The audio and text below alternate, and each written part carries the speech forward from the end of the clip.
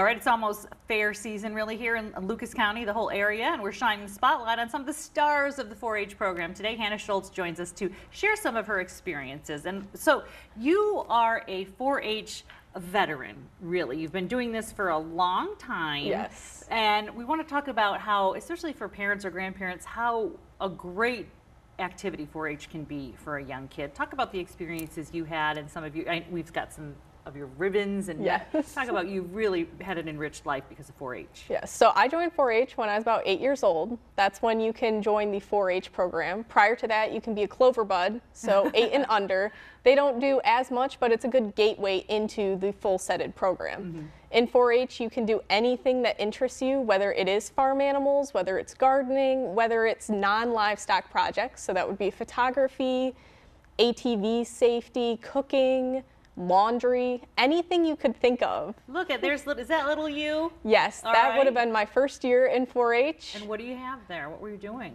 I was the Ohio State Fair Photography 1 champion in my first year. Wow. So that would have been 2014, I believe. And then I came back again in 2022, and I was Ohio State Fair champion in Photography 3. Wow. And then you also moved to the other areas. You were taking care of animals. What animals did you kind of focus on? So I have rabbits, I have dwarf otos, so they're smaller, they're white with black bands around their eyes. So I showed rabbits, I showed turkey, chicken, duck, and I showed miniature donkey last year. I love a miniature donkey. Oh, that's adorable. So when we talk about this as an activity that kind of lets kids experience a lot of different things, now that you're in college, you're still involved in 4-H. What do you think you've brought with you from your experiences growing up in 4-H? Leadership, public speaking. Through 4-H, you have to sit down and have an interview to talk with someone about your project, about what you've learned and what you've taken away from it.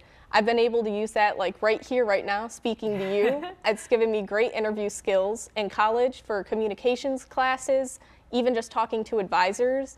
It gives you a nice level of confidence to speak to other people.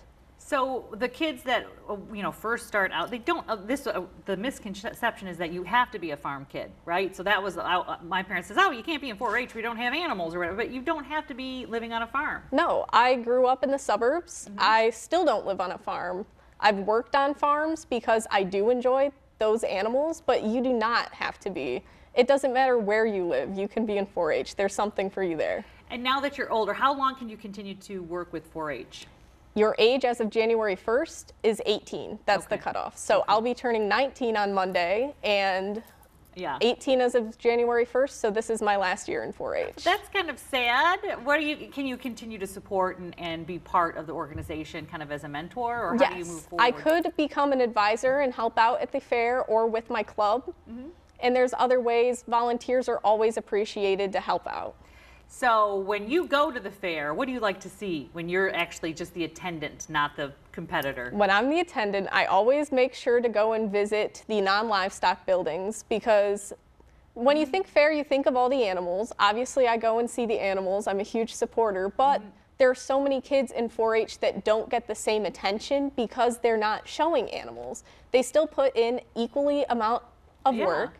And you can go and see their poster boards, and it tells you a little bit about what they're doing and what they're learning about. It just makes you feel so good about like the future too. Like I always say, kids today, people complain. It's like when you see these 4-H kids, they are working so hard and they're so committed to the projects, and they're learning and sharing so much that it just puts you a smile on your face the whole entire time. So you are now in college? Yes. And what about 4-H? Your major of study is kind of connected to what you did in 4-H. Yes. So I'm majoring in animal science and minoring in photography.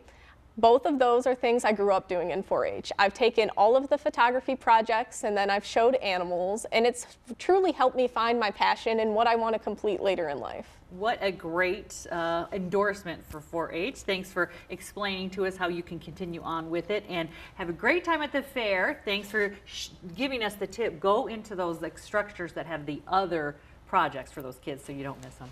Have a good fair season. Thank you. Back in a moment.